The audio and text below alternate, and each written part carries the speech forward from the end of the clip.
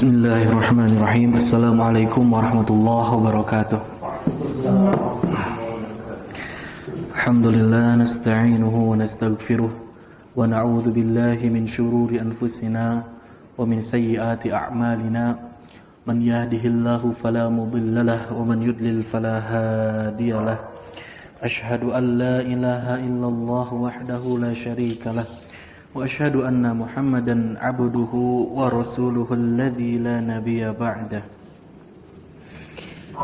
اللهم صل وسلم وبارك على سيدنا وحبيبنا محمد وعلى آله وصحبه أجمعين يا عباد الله أوصيكم ونفسي بتقوى الله وطاعته فقد فاز المتقون فقد قال الله تعالى في القرآن الكريم أعوذ بالله من الشيطان الرجيم يا أيها الذين آمنوا لا تقربوا الصلاة وأنتم سكارى حتى تعلموا ما تقولون ولا جنبا إلا عابر سبيل حتى تغتسلوا الآية وصدق الله العظيم. Para jamaah pengajian Masjid Mutiara yang sama-sama mengharap ridha Allah Subhanahu wa taala. Alhamdulillah, kita panjatkan puji dan syukur kita kehadiran Allah Subhanahu wa taala dengan menggenapkan peribadahan kita kepada Allah, dengan memberikan seluruh ekspresi dari rasa syukur kita dengan cara mengikuti apa yang telah Allah perintahkan, mengikuti apa yang telah dicontohkan oleh Rasul sallallahu alaihi wasallam, dengan beribadah, bermunajat, berdoa hanya kepada Allah Subhanahu wa taala. Dan juga salawat serta salam tak lupa mudah-mudahan tercurah limpahkan kepada Nabi Muhammad SAW sebagai junjunan alam, sebagai panutan alam, sebagai satu-satunya uswah hasanah yang harus kita pertahankan untuk tetap senantiasa kita mengikuti jejak langkahnya. Mudah-mudahan kita termasuk ke dalam umatnya yang nantinya mendapatkan pertemuan dengannya dan juga mendapatkan syafaatul uzma. Amin ya Allah Rabbal Alamin. Jemaah sekalian, belum lama ini kita dengar dan banyak beritanya di televisi dan juga media massa. Ada kisah yang terjadi yang begitu memilukan dan sangat miris. Dan ini sudah terjadi berulang-ulang kali, di mana para ustadz, para da'i, para mubaligh, para ulama, para habaib yang mereka menyeru di jalan Allah Subhanahu wa taala, berdakwah di jalan Allah Subhanahu wa taala, mendapatkan rintangan yang tidak kecil. Dan ini merupakan sesuatu yang memang seakan-akan sudah terjadi begitu biasa di negeri kita. Kemarin belum lama hari Ahad ya, di sore hari menjelang maghrib, ada seorang ulama kita, syekh ya, yang luar biasa dakwahnya, dan tidak pernah sekalipun dari isi konten materi cerita dakwahnya itu, isinya itu kontroversi. Yang beliau junjung dalam dakwahnya dimanapun beliau berada, yaitu adalah bagaimana orang-orang mencintai Al-Quran, bagaimana sehingga lahirlah sosok-sosok penghafal Al-Quran di segala penjuru pelosok negeri Indonesia. Sehingga ada satu tagline yang disebutkan mencetak sejuta hafiz. Nah, beliau itu dakwahnya tentang itu, menjauhi hal-hal yang bersifat permusuhan, yang sensitif dijauhi. Tapi ternyata kemarin kita melihat videonya luar biasa. Ada seorang anak muda yang baru menjadi seorang bapak katanya. Anak muda ini berumur 25 tahunan, 24 tahunan ya. Dan dia memberanikan diri untuk menikam Syekh Ali Jabir ketika beliau sedang berada di atas podium panggung memberikan ceramah tausiah, bahkan belum sampai tausiah, baru di awal saja untuk acara wisuda para penghafal Quran di Bandar Lampung. Alhamdulillah, qadarullah, Allah masih selamatkan. Kalaulah saja Syekh Ali Jabir tidak menggerakkan lengan kanannya, bisa saja tikaman pisau itu menancap ke dada atau ke lehernya. Sampai-sampai ceritakan pisaunya sampai patah, Pak. Sampai patah di dalam, di lengan kanan, dan masuk ke dalam itu sampai kisaran 8 cm-an. Luar biasa ini. Berarti kan dengan tenaga yang sangat kuat seperti itu. Sampai Syekh Ali Jabir sendiri mengungkapkan, kok aneh, anak istilahnya anak muda, kurus kerempeng, tapi dia punya kekuatan yang luar biasa, seakan-akan sudah terlatih. Maka dari itu itu adalah satu keanehan dari yang terjadi. Dan ternyata ketika ditelisik, orang tuanya mengatakan, si orang tua pelakunya itu ngomong apa? Sudah 4 tahun belakangan ini ada sesuatu yang salah dalam kejiwaannya. Akhirnya disudutkanlah orang itu, ya nugelo teh. Dan ini sama terjadi khususnya di 2018 silam, itu sangat banyak ya Kang Rizky, kita lihat di berita. Sangat banyak bermunculan orang gila yang menyasar kepada para ulama, para ustadz, para kiai. Baik ke rumahnya ada yang meneror, baik di kajiannya di masjid, ataupun sedang sholat. Ya, banyak. Dan pertanyaannya, kenapa selalu diberikan istilahnya, dilabeli orang-orang yang menyerang ustadz ini disebut orang gila. Nu leuwih aneh mah eta nu kamari Syekh Ali Jabir disebut gila, tapi postingan-postingan yang belum lamanya itu dia foto seakan-akan orang yang normal, dia bekerja seakan-akan ya biasa saja gitu ya. Nah, disebut gila. Maka dari itu Syekh Ali Jabir kurang setuju dengan statement tersebut, sehingga sekarang sedang dikaji lagi. Satu yang harus kita perhatikan jamaah sekalian. Yang pertama, bisa jadi ada kekuatan besar yang sedang dan ingin mencampur adukan dan juga menghancurkan ketenangan, ketentraman di tubuh umat Islam. Umat Islam Indonesia ini besar, tidak bisa dirobohkan apabila mereka seluruhnya bersatu. Nah, sehingga dibuatlah huru-hara, dibuatlah sesuatu hal sehingga mereka itu riak. Nah, setelah itu hingga akhirnya apa? Mungkin ke depannya itu ditakutkan umat Islam ini tidak bisa membendung amarahnya. Karena apa? Orang yang disayangi, orang yang dicintai, yang diagungkan, dimuliakan, dipersekusi seperti itu. Maka ditakutkan ini nanti malah umat Islam itu akan tidak bisa menahan amarah, sehingga istilahnya membelot atau membuat makar, khususnya kepada pemerintahan. Dan itu yang harus kita jaga. Jangan sampai kita masuk menjadi korban. Setiap apapun yang kita dapatkan, tahan dulu, sabar dulu, lihat dengan seksama dulu. Yang kedua, harus tumbuh kehati-hatian dalam diri kita juga. Dalam diri kita harus tumbuh kehati-hatian. Dalam arti, kalaulah misalkan dia disebut orang gila, kenapa yang selalu disasar itu para ustadz gitu? Iya. Dan juga dipersenjatai, dalam arti seperti itu. Kalaulah misalkan dari 10 kasus yang ada penikaman orang gila misalkan ya, orang yang ditikam itu ternyata ada seorang ustadz, di antara korbannya itu cuma 1, itu bisa jadi kebetulan ustadz benar. Tapi kalau misalkan dari sekian banyak penikaman orang gila itu tertuju seluruhnya kepada ustadz, ini tanda tanya.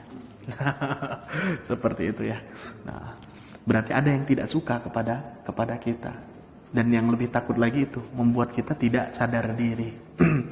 Nah, dan juga ya itu dia ya, kata Allah Subhanahu wa taala di dalam surat Ali Imran, la yadurrukum illa adza, bahwasanya orang-orang kafir, orang-orang yang membenci Islam, orang-orang yang memusuhi kita, seakan-akan setan itu menampakkan mereka itu adalah sosok yang luar biasa. Kita seakan-akan umat Islam itu tak kekuatan, takut kepada mereka. Tapi Allah memberikan salah satu motivasi dan juga meyakinkan diri kita bahwasanya mereka itu yang memusuhi kita itu tidak akan memberikan dampak negatif kepada kita, melainkan hanya sedikit saja. Menandakan bahwasanya Islam itu kuat. Tinggal kitanya saja yakin kepada Allah, kitanya saja kuat keimanan kepada Allah, kitanya saja rajin untuk menuntut ilmu sehingga tahu jalan yang benar yang mana. Kan ada istilah orang-orang yang salah memaknai arti dari jihad, yang hanya menganggap bahwasanya jihad itu yang penting kita diserang, kita lawan segala macam. Tidak semena-mena seperti itu, karena ada syarat-syarat yang harus dipenuhi sehingga seorang muslim itu dia mendapatkan medan untuk dia berjihad langsung dengan berperang. Tidak semena-mena ketika orang kafir datang dibunuh, dibom. Itu adalah pemahaman yang keliru. Seperti itu jamaah sekalian. Jadi ya kita doakan saja mudah-mudahan Syekh Ali Jaber cepat pulih kembali dan juga para ustadz dan yang lainnya pun mendapatkan kekuatan dalam hatinya sehingga tidak berhenti untuk berdakwah ya seperti itu. Dan juga yang lebih ngeri lagi kemarin ternyata ada seorang ustadz yang sedang mengimami sholat maghrib dibacok oleh jamaahnya dari belakang. Nah, astagfirullahaladzim, dan wafat di sekitaran menjelang subuh karena di daerah kena kepalanya. Nah, beliau wafat. Dalam satu sisi kita melihat bahwasanya mudah-mudahan Allah jadikan jalan husnul khotimah bagi seorang ustadz ini. Namun satu sisi juga kita berharap keadilan. Kita berharap keadilan. Mudah-mudahan aparat kepolisian dan juga orang-orang yang memiliki wewenang dan kekuasaan ini dapat seadil-adilnya untuk merumuskan permasalahan ini. Nah, jamaah sekalian, kita lanjutkan pengajian kita mengenai fikih. Nah, sekarang masuk ke rukun-rukun mandi, arkanul ghusli, yang disampaikan oleh Said Sabiq di dalam kitabnya yang disebut arkanul ghusli. Itu di dalamnya cukup hanya dimuat 2 poin inti saja. Rukun dari mandi itu yang pertama, kita harus menghadirkan niat yang jelas. Niat ini perkara yang sangat luar biasa, sangat penting. Dalam setiap apapun ibadah yang kita kerjakan, pasti niat disimpan di nomor 1, paling utama. Niat. Nah, ini bahkan Said Sabiq menyebutkan niat itu hiya al-mumayyizatu lil ibadati 'anil 'adah.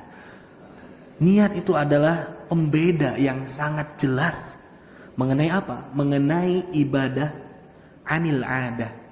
Mengenai ibadah dan juga adat. Yang membedakan antara perilaku seseorang untuk mendapatkan nilai ibadah dan adat itu, suatu kebiasaan itu dari niatnya. Contoh, ada orang yang masuk ke WC. Dia mandi, tapi tanpa niat untuk mensucikan dirinya, tanpa niat untuk membersihkan badannya, walaupun ini kondisinya tidak junub ya. Nah, ketika itu dia hanya berpikir untuk menyegarkan tubuhnya saja. Ada orang kedua masuk ke dalam kamar mandi, niat untuk mandi, mensucikan tubuhnya, membersihkan tubuhnya, dan ia niatkan bersihnya itu untuk melaksanakan ibadah. Itu diganjar oleh Allah itu sesuai dengan apa yang dia niatkan. Walaupun misalkan mandinya teh bersihan keneh jalmi nu pertama anu teu aya niatan. Lamian keneh nu pertama. Sabuna mah istilahna sabuna nu langkung sae nu pertama. Tapi karena tidak ada niat, maka tidak dihukumi sebagai satu ibadah yang akan diberikan pahala. Bapak damel Pak Edi Pak Endut ya, keluar dari rumah. Ketika hanya berpikir hanya sebatas bekerja, memenuhi kebutuhan semata, memenuhi kebutuhan yang orang-orang yang kita nafkahi, tanpa berpikir ibadah, tinggal keluar saja. Dan mungkin tidak akan bernilai pahala. Tapi ketika langkah kaki kita keluar, Bismillahirrahmanirrahim, la haula wala quwata illa billah. Kita niatkan keluar kita, bekerja kita itu untuk beribadah, dalam rangka beribadah kepada Allah Subhanahu wa taala. Maka yang kita kerjakan, tetesan keringat demi tetesannya, lelah demi lelahnya, seluruhnya akan dihitung dan diganjar sebagai ibadah, insya Allah. Itulah yang membedakan antara seseorang memiliki niat ataupun tidak. Bahkan kalau ada orang masuk sekarang ke dalam masjid, ya, masuk ke masjid, duduk di sini, ikut kajian, cuman tidak diniati untuk kajian, masuk cuman pegang HP, scroll, lihat, walaupun dia bersama kita. Tapi ketika tidak ada niat, maka dari itu apa yang didapatkan pahalanya pun akan berbeda. Ya, seperti itu ya. Maka dari itu ada juga yang berbicara seperti ini. Ada orang yang dia itu mempertanyakan terhadap sesuatu. Dalam arti gini, Pak, saya itu kalau ke masjid itu datang, itu saya selalu 10 menit sebelum azan. Nah, ketika masuk ke dalam masjid, saya lakukanlah sholat sunnah segala macam hal ya. Setelah itu ternyata di waktu-waktu mendekat subuh ada jamaah yang lain masuk ke dalam masjid yang mengisi saf yang paling depan, misalkan seperti itu ya, mengisi saf yang paling depan. Dan setelah itu melaksanakan sholat, semua saf terisi dengan penuh sehingga saya mendapatkan saf di belakang. Nah, bagaimana hitung-hitungan pahalanya? Bagaimana perhitungan pahalanya? Pertama kan mungkin dia tahu bahwasanya kalau sholat laki-laki itu sholat di saf yang paling terdepan itu adalah sebaik-baiknya saf, makanya itu mendapatkan fadilah.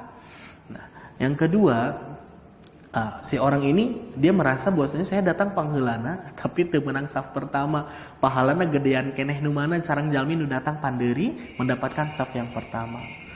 Ya, kembalikan lagi kepada niatnya. Kalaulah misalkan si bapak-bapak ini yang dia mendapatkan saf terakhir padahal dia biasanya saf di depan, ya biasanya saf di pertama terus, tapi satu momen dia di belakang, bisa saja hitungan safnya masih mendapatkan saf yang pertama, apalagi dia sudah mempersiapkan, karena Rasul kan mengatakan seperti itu. Nah, dan yang kedua, bisa jadi orang yang telat datang ke sini itu, dia itu bukan karena benar-benar telatnya, tapi di rumah teh sebenarnya sudah menunggu mempersiapkan subuh teh dari jam 3 misalkan ya, sholat tahajud segala macam. Qadarullah, ketika datang waktu mau menjelang subuh 10 menit segala macam, beliau itu harus ke jamban dulu. Kan ada seperti itu ya. Nah, ke jamban dulu, sehingga datang ke masjidnya terlambat. Bagaimana? Ya dia mendapatkan apa yang dia telah usahakan dengan niatnya itu. Nah, jadi kembali lagi, ada orang yang di saf yang pertama, orang ketiga, pas ketika sholat nundutan, ya nundutan, sholatnya ikut sholat dari awal sampai akhir, isinya nundutan jeung nundutan, misalkan ya, ketika tahiyat batur matur assalamualaikum, imam masih kieu keneh, cicing pas ningali batur terus bareres langsung kieu we, misalkan ya, ada seperti itu, ya dia mendapatkan dengan apa yang dia peroleh dengan niatan seperti itu. Dan mendapatkan pahalanya sesuai dengan apa yang dia kerjakan. Nah jadi, ya itulah dia yang membedakan niat itu, walaupun kerjanya sama, tapi ketika niatnya berbeda, hasilnya tidak akan sama. Itu ya Pak ya. Nah itu perkara mengenai niat. Dan juga nih Said Sabiq menyatakan bahwasanya mengomentari, niat itu dasarnya, intinya niat itu adalah di dalam hati. Amalan qalbiyan mahdhan, ini adalah amalan hati, intinya itu. Nah, adapun mengucapkannya disebutkan ini tidak diperintahkan secara kuat. Nah, jadi kalau misalkan ayanu niat dia dengan menghilangkan niatan hati, misalkan ya. Nah, menghilangkan niatan hati, maka ibadahnya tidak sah. Ya. Tapi kalau misalkan ada orang yang berniat dengan hati dan juga mentalafuzkan dan juga melafazkan niatnya, ibadahnya tetap sah. Namun talafuznya jangan dianggap wajib, gitu saja. Talafuznya jangan dianggap wajib. Nah, ketika dia mengerjakan, ya silakan saja. Karena itu bisa jadi, sebagaimana yang diungkapkan oleh para ulama, lisannya akan membantu menguatkan hatinya dengan apa yang dia ucapkan. Seperti itu. Selanjutnya, yang kedua, rukun yang kedua adalah ghuslu jami'il a'dha, adalah membasuhi seluruh dari bagian-bagian dari anggota tubuh kita. Itu rukun yang kedua. Semuanya harus terbasuh, tercuci, harus basah. Jadi yang pertama niat, yang kedua harus basuh sadayana lamun mandi, wajib mah gitu. Kecuali lamun mandi kadal teh. Ya, cuman menghilangkan ini, mungkin dia cuman badannya saja. Ada biasanya ibu-ibu ya, dia suka agak males kalau misalkan harus membasahi rambutnya atau harus keramas. Maka dari itu biasanya ada yang mandi cuman badannya saja sampai mukanya, membiarkan kepalanya. Nah ini tidak boleh ketika dia mandi janabah.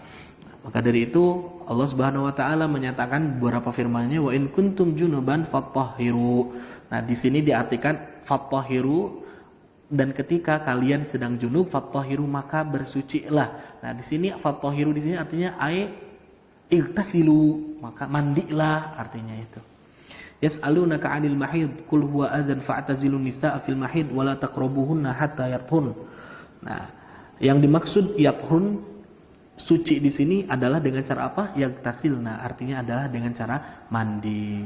Bahkan Allah Subhanahu wa taala sangat jelas memerintahkan kepada orang yang junub dan juga perempuan yang haid ya, itu untuk mensucikan dirinya dengan cara mandi, hatta tagtasilu, sehingga mereka mandi. Nah, di sini jadi kemutlakan seseorang yang dia junub maka harus dibersihkan, disucikan dari kejunubannya dan juga dari berhentinya nifas dan juga haidnya itu dengan iktisal, yaitu ghuslu jami'il a'dha, mencuci, membasuh seluruh bagian dari tubuhnya. Itu adalah rukun dari mandi. Jadi ada 2. Selanjutnya kita masuk kepada kaifiat, tata cara mandi wajib.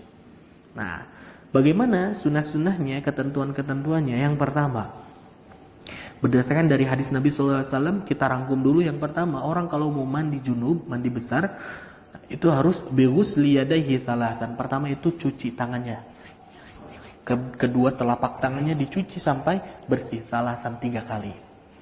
Setelah itu tsumma yaghsilu farjahu, dan setelah tangannya bersih ini, nah, dia kemudian membersihkan kemaluannya, mencuci kemaluannya. Itu yang kedua. Yang ketiga, tsumma yatawaddau wudhu'an kamilan kal wudhu'i lis-salati. Yang ketiga, setelah mencuci bersih, membersihkan kemaluannya, yatawaddau wudhu'an, dia berwudu. Berwudu, wudunya seperti apa? Wudu'an kamilan, wudu yang sangat persis sempurna, kal wudu'i lis-shalah, sebagaimana wudu untuk salat.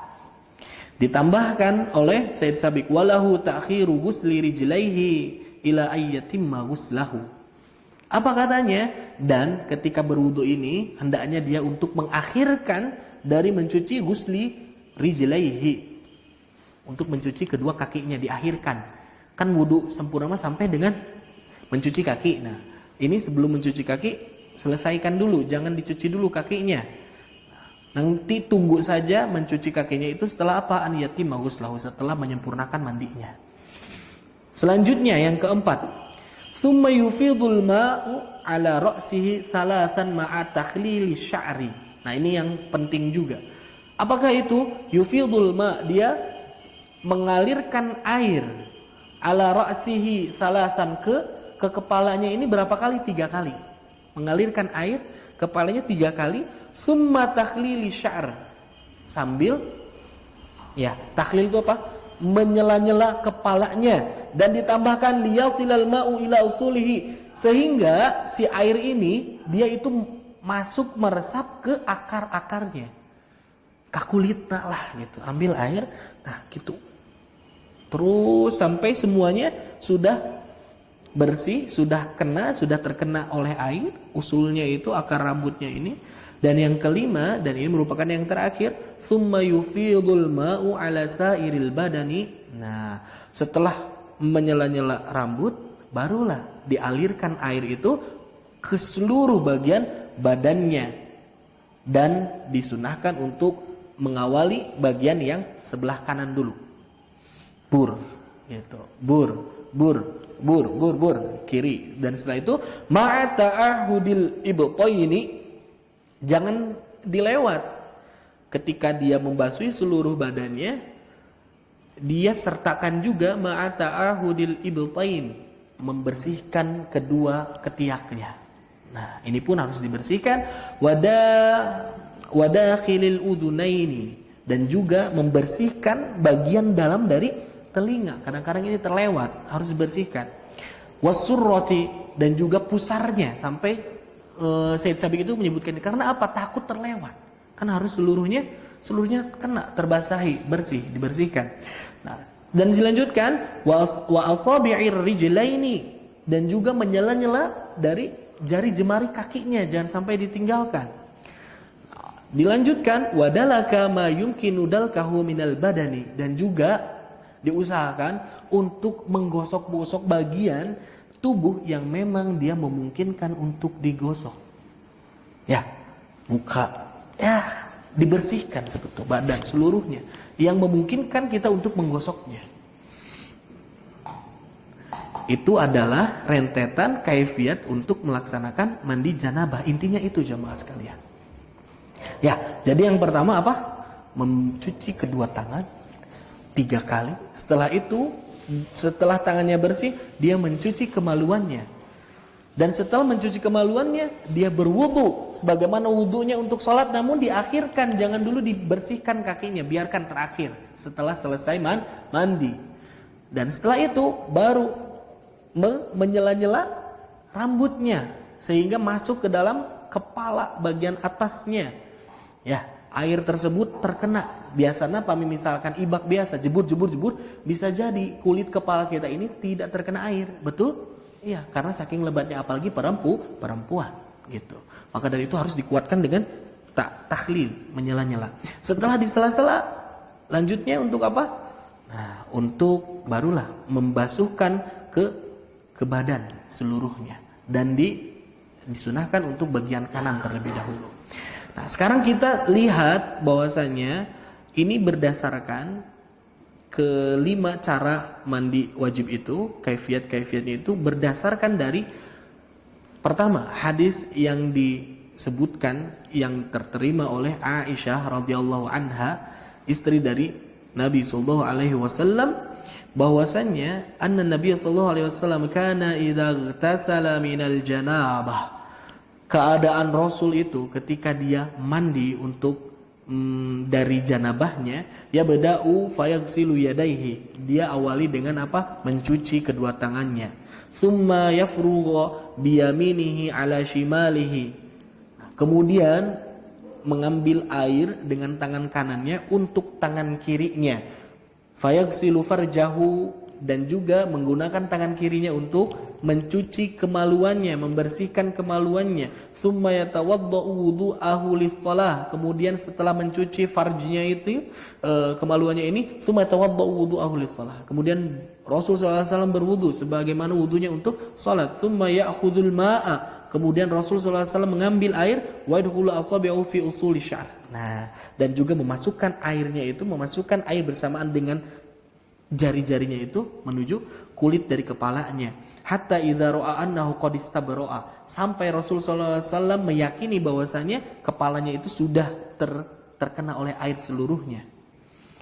Hafana ala ra'si thalatha hathayatin, kemudian sudah diginikan di sela-sela, kemudian Rasul sallallahu alaihi wasallam menceduk air lagi 3 kali, sebanyak 3 kali untuk membasuhi seluruh kepalanya. Tsumma afadhu ala sa'iri jasadihi, kemudian terakhir barulah Rasul sallallahu alaihi wasallam membasuh, mencuci seluruh dari anggota badannya. Rawahul Bukhari. Itu hadis yang pertama. Nah, hadis yang kedua ini diceritakan bahwasanya Rasul sallallahu alaihi wasallam idza gtasala minal janabah da'a bi syai'in nahwal hilab fa akhadha bi kaffihi wa fabada'a bi syaqqi ra'sihi al-ayman thumma al-aysar. Nah, ini pun sama. Ketika Rasul sallallahu alaihi wasallam hendak melaksanakan mandi, beliau itu meminta kepada salah seorang istrinya, kalau tidak salah ini Maimunah radhiyallahu anha, untuk diambilkan al-hilab. Al-hilab itu apa? Al-hilab itu satu ember air lah, sampai seperti itu ya. Nah, setelah dibawakannya al-hilab ini, fa akhadha bi kaffihi fa bada'a bi syaqqi ra'sihi al-ayman thumma al-aysar. Kemudian diambillah air itu dengan kedua telapak tangannya, dibersihkan kedua tangannya, diawali dengan kanan baru yang kiri. Kemudian diambil lagi air tersebut dengan tangannya tersebut, dan juga beliau ratakan ke rambut. Nah, ini yang berbeda. Rasul itu dari beberapa hadis yang didapatkan, mandi janabahnya itu urutannya itu ada yang berbeda, sebagaimana dilihat oleh istri dari Nabi sallallahu alaihi wasallam. Nah, maka dari itu ada, kita kalau lihat ya di fikih para ulama itu ada yang menempatkan posisinya berbeda-beda. Ada urutan yang berbeda-beda. Cuman pada dasarnya bagian-bagian yang dicuci itu eta-eta keneh gitu. Cuman ada beberapa bagian yang berbeda.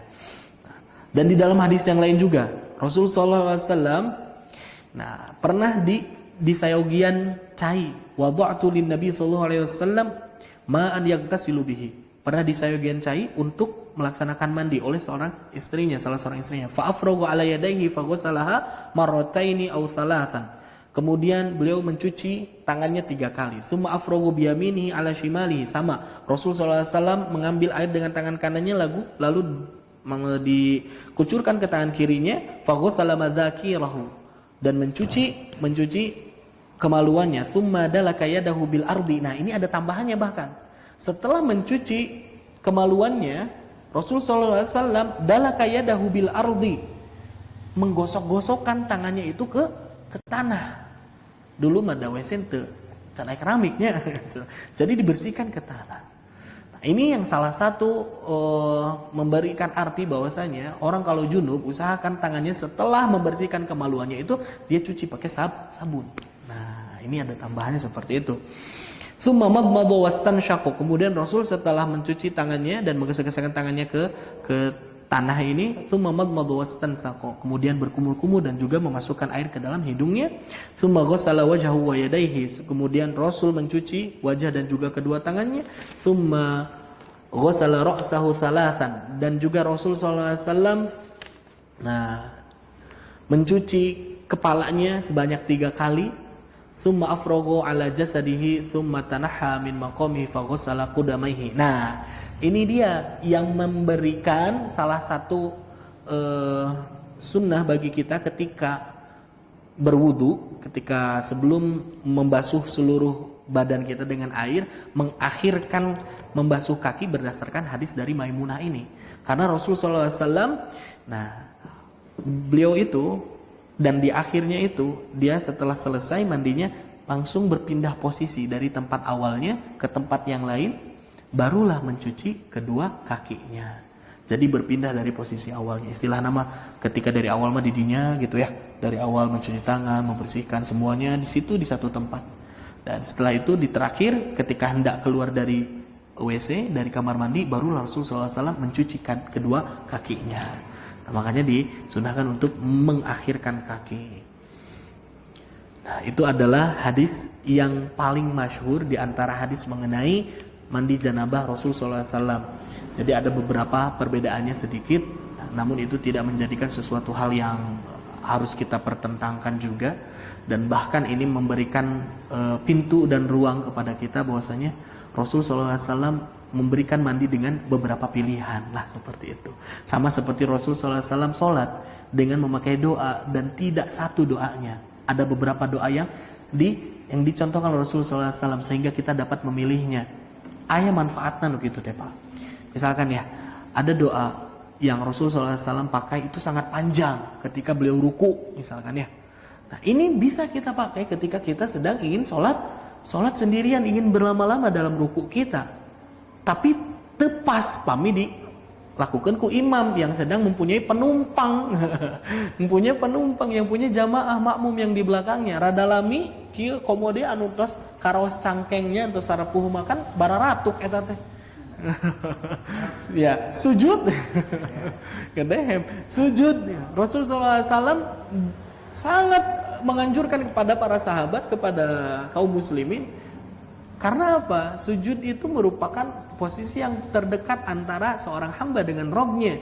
Maka fa'aktsirud du'a, maka perbanyaklah doa dalam sujud-sujud kita. Itu bisa kita lakukan ketika sholat-sholat sunnah kita, nggak ada masalah. Tapi ketika ngimaman, sareng putra, sareng istri misalkan ya, apalagi anaknya istilahnya uju belajar sholat tayamah, cantiasa menikmati sholat. Nah, itu kan tidak ini.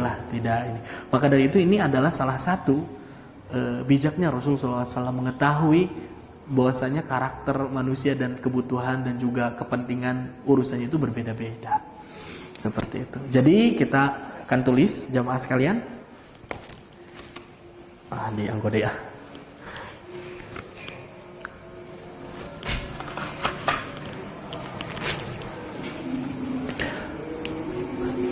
Rukun dari mandi janabah. Hanya ada 2 poin. Yang pertama itu niat. Nah, niatnya seperti apa? Nah, silahkan untuk masalah niat ini ketika kita mengerjakan sesuatu, ketika kita berniat untuk mandi wajib saja, sebetulnya itu niatnya sudah selesai. Ya, adapun misalkan biasa memakai niat yang sudah diajarkan oleh para ustadz kita dengan niat bahasa Arab dan juga katanya sudah dibakukan seperti itu, boleh tidak boleh, silahkan saja, tidak ada permasalahan. Nah, cuman ada yang menyarankan ketika niatnya itu ketika ketika di awal dan juga sebelum membaca basmalah, intinya itu. Kan ada disunahkan juga ketika kita hendak berwudu kita menyebutkan nama Allah Subhanahu wa taala, ya kan? Nah, ini niat ini di awal sebelum membaca bismillah itu, berwudu. Jadi yang pertama itu adalah niat. Yang kedua adalah membasuh seluruh badan sehingga tidak ada yang tertinggal. Inti nama basah dan bersih seluruh badan. Inti nama basah dan bersih di setiap anggota badan yang ada. Setelah itu kaifiatnya, cara-caranya, sunnah-sunnahnya. Yang pertama adalah dengan tadi apa? Mencuci kedua tangan.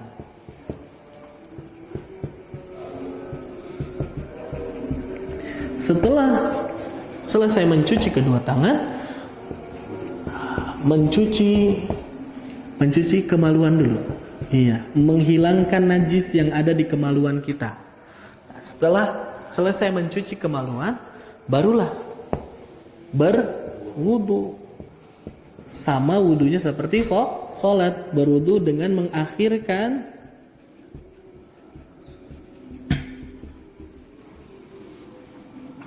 mencuci kaki.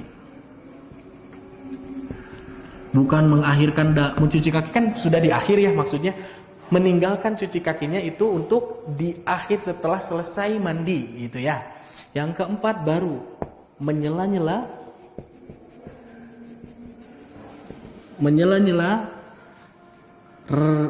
kulit kepala kita.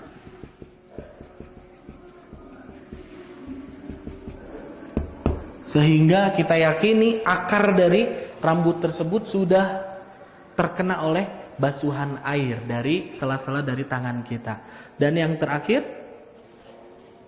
setelah menyela-nyela, barulah membasuh dan mengucurkan seluruh air ke seluruh badan. Catatan tadi ketika membasuh seluruh badan, pertama awali dengan yang sebelah kanan. Kucurkan ke kanan, kucurkan ber 3 kali. Ada yang nyebut seperti itu. Baru ke kiri 3 kali. Selebihnya setelah itu boleh pakai sabun, boleh pakai alat-alat yang dapat menjadikan tubuh kita ini bersih. Jangan sampai tertinggal bagian ketiak, lipatan-lipatan yang ada dalam tubuh, dan juga tidak lupa bagian dalam dari telinga itu harus bersih seluruhnya, sampai pusar pun itu Syed Sabiq menyatakan itu harus kita bersihkan. Kalau bisa bagian yang mampu untuk di dalk itu untuk di gesak gitunya, digesak tekuna naon gitu. Nah, jadi itu ketika membasuh seluruh badan, dan juga disunahkan juga untuk kita memakai sabun lawan ayeuna namanya, memakai sabun untuk membuat lebih bersih dan juga harum. Ini adalah kelima kaifiat untuk mandi janabah gitu. Sehingga timbul pertanyaan sekarang, Pak Endut, kalau misalkan jalmi sudah mandi janabah, apakah wajib untuk wudu lagi?